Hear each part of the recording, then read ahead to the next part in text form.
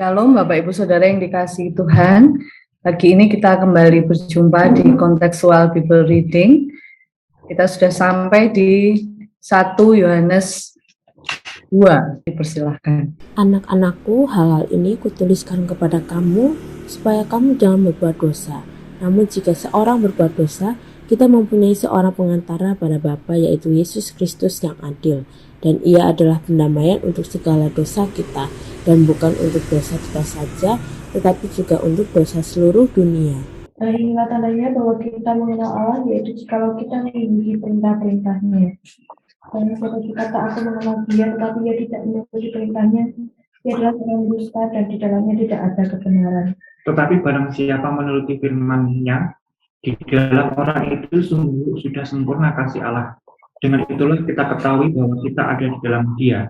Barang siapa mengatakan bahwa ia ada di dalam Dia, ia wajib hidup sama seperti Kristus telah hidup. Saudara-saudara yang kekasih, bukan perintah baru yang kutuliskan kepada kamu, melainkan perintah lama yang telah ada padamu dari mulanya. Perintah lama itu ialah firman yang telah kamu dengar. Namun perintah baru juga yang kutuliskan kepada kamu, Telah ternyata benar di dalam Dia dan di dalam kamu. Sebab kegelapan sedang lenyap dan terang yang benar telah bercahaya. Barang siapa berkata bahwa ia berada di dalam terang, tetapi ia membenci saudaranya, ia berada di dalam kegelapan sampai sekarang. Barang siapa mengasihi saudaranya, ia tetap berada di dalam terang, dan di dalam dia tidak ada penyesatan. Tetapi barang siapa membenci saudaranya, ia berada di dalam kegelapan dan hidup di dalam kegelapan. Ia tidak tahu kemana ia pergi, karena kegelapan itu telah membutakan matanya. Aku menulis kepada kamu, hai anak-anak, sebab dosamu telah diampuni oleh karena namanya. Aku menulis kepada kamu, Hai Bapak-bapak, karena kamu telah mengenal Dia yang ada dari mulanya. Aku menulis kepada kamu, hai orang-orang muda, karena kamu telah mengalahkan yang jahat. Aku menulis kepada kamu, hai anak-anak, karena kamu mengenal Bapa. Aku menulis kepada kamu, hai bapak-bapak, karena kamu mengenal Dia yang ada dari mulanya. Aku menulis kepada kamu, hai orang-orang muda, karena kamu kuat dan firman Allah diam di dalam kamu, dan kamu telah mengalahkan yang jahat. Janganlah kamu mengasihi dunia dan apa yang ada di dalamnya. Jikalau orang mengasihi dunia, maka kasih akan Bapa tidak ada di dalam orang itu. Sebab semua yang ada di dalam dunia, yaitu keinginan daging dan keinginan mata, serta keangkuhan hidup, bukanlah berasal dari Bapa, melainkan dari dunia. Dan dunia ini sedang lenyap dengan keinginannya, tetapi orang yang melakukan kehendak Allah tetap hidup selama-lamanya. Anak-anakku, waktu ini adalah waktu yang terakhir, dan seperti yang telah kamu dengar, seorang antikristus akan datang. Sekarang telah bangkit banyak antikristus. Itulah tandanya bahwa waktu ini benar-benar adalah waktu yang terakhir. Memang mereka berasal dari antara kita, tetapi mereka tidak sungguh-sungguh termasuk pada kita. Sebab jika mereka sungguh-sungguh termasuk pada kita, niscaya mereka tetap bersama-sama dengan kita. Tetapi hal itu terjadi supaya menjadi nyata bahwa tidak semua mereka sungguh-sungguh termasuk pada kita. Tetapi kamu telah beroleh pengurapan dari Yang Kudus, dan dengan demikian kamu mengetahuinya. Aku menulis kepadamu, bukan karena kamu tidak mengetahui kebenaran, tetapi justru karena kamu mengetahuinya, dan karena kamu juga mengetahui bahwa tidak ada dusta yang berasal dari kebenaran. Siapakah berdusta itu? Bukankah dia yang menyangkal bahwa Yesus adalah Kristus? Dia itu adalah antikristus, yaitu dia yang menyangkal baik Bapa maupun Anak. Sebab barang siapa menyangkal Anak, ia juga tidak memiliki Bapa. Barang siapa mengaku Anak, ia juga memiliki Bapa. Dan kamu, apa yang telah kamu dengar dari mulanya, itu harus tetap tinggal di dalam kamu. Jika apa yang telah kamu dengar dari mulanya itu tetap tinggal di dalam kamu, maka kamu akan tetap tinggal di dalam Anak dan di dalam Bapa. Dan inilah janji yang telah dijanjikannya sendiri kepada kita, yaitu hidup yang kekal. Semua itu kutulis kepadamu, yaitu mengenai orang-orang yang berusaha menyesatkan kamu.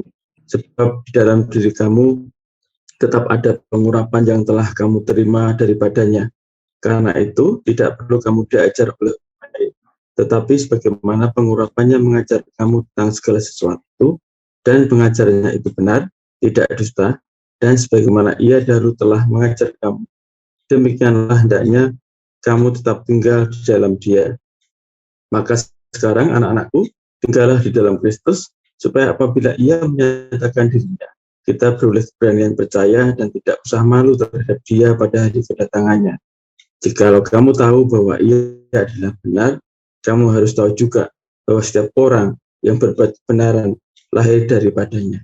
Ya, terima kasih untuk teman-teman yang sudah membacakan. Hari ini kita belajar dari 1 Yohanes 2. Kemarin di bagian 1 ayat 1 dan 2 ini adalah kelanjutan dari 1 Yohanes 1, di mana di dalam Yesus kita memiliki kepastian pengampunan dosa. Kemarin kita belajar dari 1 Yohanes 1 ayat 9 bahwa jika kita mengaku dosa kita, maka ia adalah setia dan adil sehingga ia akan mengampuni segala dosa kita dan menyucikan kita dari segala kejahatan. Dan kita di sini sungguh bersyukur karena di dalam Tuhan Yesus kita memiliki kepastian pengampunan dosa, dan syaratnya kemarin adalah mengaku bahwa dia yang sudah melakukannya dan dia minta ampun di hadapan Tuhan. Dan saat ini kita diingatkan, kembali ditegaskan di sini bahwa kita memiliki pengantara ketika kita berbuat dosa. Tetapi jaminan ini tidak membuat kita memiliki kelonggaran untuk berbuat dosa, bukan supaya kita justru semakin berbuat dosa, tetapi Yohanes mengatakan, hal-hal ini kutuliskan kepada kamu supaya kamu jangan berbuat dosa, supaya kita tidak berbuat dosa lagi. Dan karena kita kemarin sudah melihat bahwa kita ini sudah disucikan oleh darah Kristus, kita beroleh persekutuan, kita memiliki Roh Kudus yang akan mengingatkan kita ketika kita berdosa harus segera dibereskan di hadapan Tuhan, dan ada jaminan bahwa dosa kita diampuni.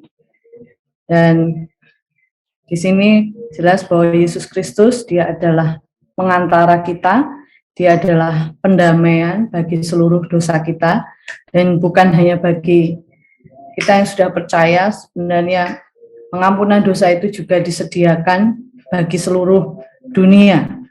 Bukan untuk dosa kita saja, tetapi juga untuk dosa seluruh dunia. Yesus hadir bagi seluruh dunia ini, pengampunan dia sediakan. Tetapi hanya yang merespon dengan iman yang akan mengalami pengampunan itu. Bagian pertama, bahwa dalam Yesus kita memiliki kepastian pengampunan dosa. Kemudian kita lanjutkan di bagian berikutnya, bahwa kita yang sudah diampuni dosanya, kita sudah mengenal Allah. Ayat 3, di situ ada tanda-tanda, jadi orang-orang yang mengenal Allah.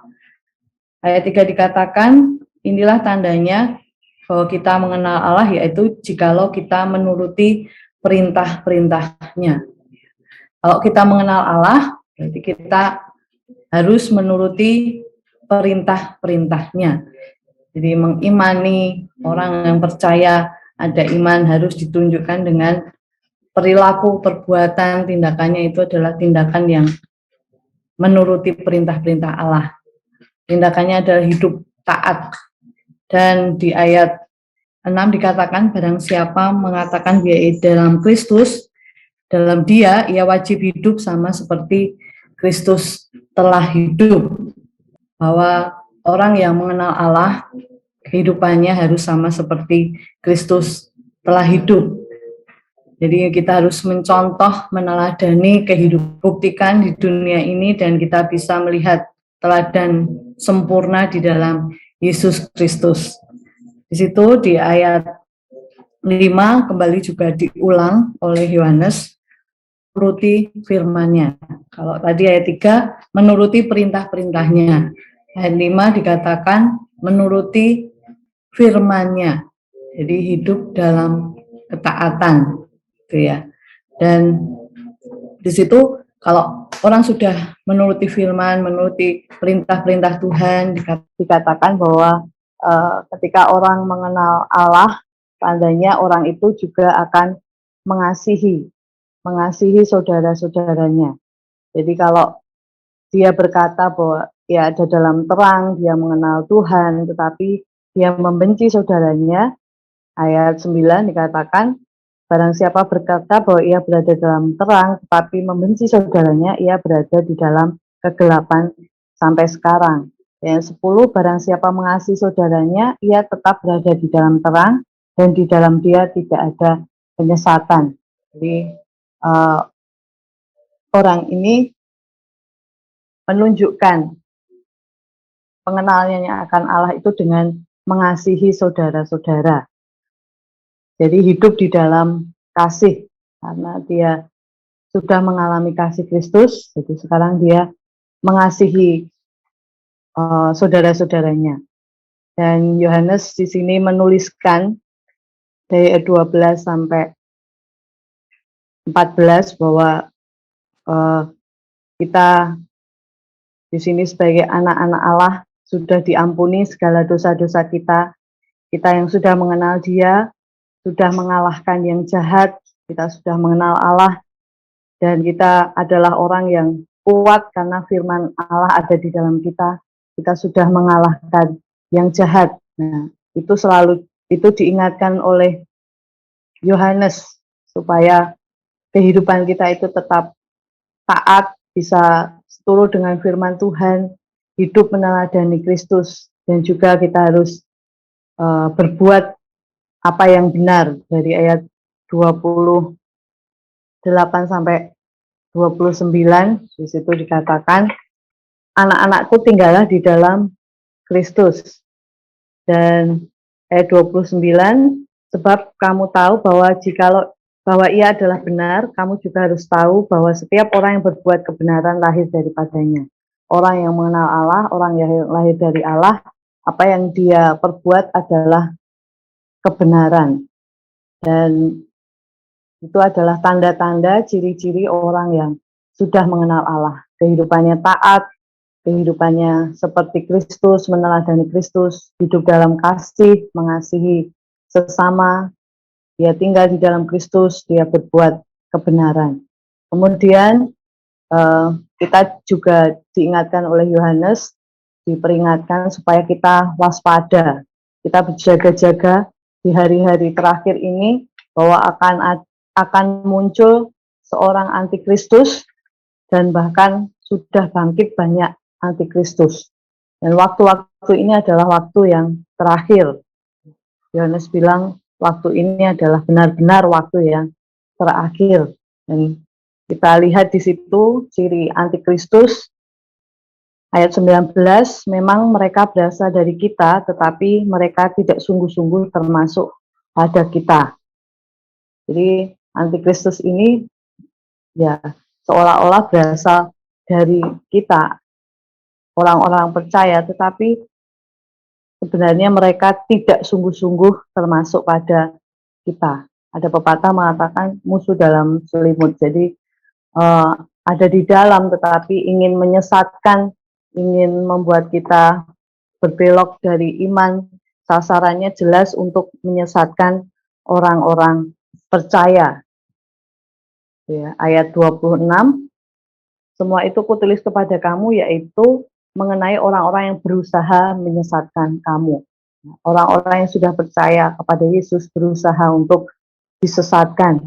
Dan jelas ajarannya adalah bahwa orang itu menyangkal baik bahwa Yesus adalah Kristus. Dari ayat 22, siapakah pendusta itu? Bukankah dia yang menyangkal bahwa Yesus adalah Kristus? Dia itu adalah antikristus, yaitu dia yang menyangkal baik Bapa maupun Anak. Jelas isi ajarannya, mereka adalah orang yang menyangkal Yesus adalah Kristus, menyangkal Bapa, dan juga menyangkal Anaknya, Yesus Kristus. Jadi kita bersyukur karena orang-orang percaya itu sungguh boleh diberi ya perlengkapan karunia-karunia rohani, pengurapan rohani. Di situ dikatakan oleh Yohanes ayat 20, tetapi kamu telah beroleh pengurapan dari yang kudus, dan dengan demikian kamu semua mengetahuinya. Jadi kita diberi hikmat, diberi pengurapan Roh Kudus untuk bisa mengenali antikristus itu sehingga kita tidak mudah disesatkan. Dan ayat 21 di situ bahwa kita sudah mengetahui kebenaran, dan mereka yang berdusta itu ya tidak berasal dari kebenaran. Dan ayat 23 ya, kita memiliki pengakuan bahwa Yesus adalah Kristus. Berarti kita memiliki Yesus dalam hidup kita memiliki Bapa. Dan ayat 24 ya. Dan kamu, apa yang telah kamu dengar dari mulanya itu harus tetap tinggal di dalam kamu. Jika apa yang telah kamu dengar dari mulanya itu tetap tinggal di dalam kamu, maka kamu akan tetap tinggal di dalam Anak dan di dalam Bapa. Kita mengimani, kita meyakini Kristus, kita bisa tetap tinggal di dalam Kristus, di dalam Bapa. Dan ayat 26, 25 kita memiliki janji yang dijanjikan oleh Tuhan Yesus sendiri kepada kita, bahwa kita memiliki kehidupan yang kekal ketika kita ada di dalam Yesus. Ayat 25, inilah janji yang telah dijanjikannya sendiri kepada kita, yaitu hidup yang kekal. Hidup yang kekal itu sudah dijanjikan kepada kita. Dan di ayat 27, sebab di dalam diri kamu tetap ada pengurapan yang telah kamu terima daripadanya. Karena itu tidak perlu kamu diajar oleh orang lain. Tetapi sebagaimana pengurapannya mengajar kamu tentang segala sesuatu dan pengajarannya itu benar, tidak dusta. Dan sebagaimana ia dahulu telah mengajar kamu, demikianlah hendaknya kamu tetap tinggal di dalam Dia. Jadi kita bersyukur kita ada di dalam pengurapan yang dari Yesus, sehingga kita boleh terus hidup setia dalam pengajarannya. Kita di sini oleh Yohanes dikatakan supaya kamu boleh belajar senantiasa tentang segala sesuatu. Kita tahu bahwa pengajaran dalam Yesus itu adalah benar, tidak ada dusta. Dan Yohanes terus mengingatkan supaya tetap tinggal di dalam Dia. Lalu diulang-ulang oleh Yohanes supaya tinggal di dalam Dia, tinggal di dalam Yesus. Kita bersyukur, dialah kita terus senantiasa rindu untuk pengurapan yang sudah ada pada kita, itu mendorong kita untuk terus belajar dan mengimani bahwa pengajaran yang kita terima itu benar di dalam firman Tuhan, belajar dengan benar melalui contextual Bible reading ini. Dan saat ini kita tahu bahwa supaya kita terus tinggal di dalam Yesus Kristus. Saat ini kita bersyukur dan amanat teks hari ini bahwa orang-orang yang sudah mengenal Allah harus hidup taat firman Tuhan, taat pada perintah-perintah Tuhan, dan senantiasa waspada terhadap antikristus. Sebagai aplikasi pagi ini, sudahkah saya dan saudara hidup taat firman Tuhan, hidup taat pada perintah-perintah Tuhan, tetap hidup tinggal di dalam Yesus? Dan apakah saya sudah waspada hari-hari ini, di zaman-zaman akhir, hari-hari akhir ini, terhadap segala pengajaran-pengajaran antikristus, supaya kita tidak tersesat. Terima kasih, kiranya pengurapan Tuhan terus ada pada kita, menolong kita, membimbing kita sepanjang hari ini, hidup taat, menuruti perintah-perintah Tuhan. Terima kasih. Selamat pagi, Tuhan Yesus memberkati. Terima kasih Eva untuk firman-Nya. Biarlah pagi hari ini kita terus berkomitmen untuk hidup taat kepada kebenaran firman Tuhan dan waspada terhadap munculnya antikris di akhir zaman. Kita tetap dalam pengurapan Roh Kudus yang membawa kita kepada kebenaran. Kita akan pujikan Yesus Tuhan ditinggikan, Allah Roh Kudus.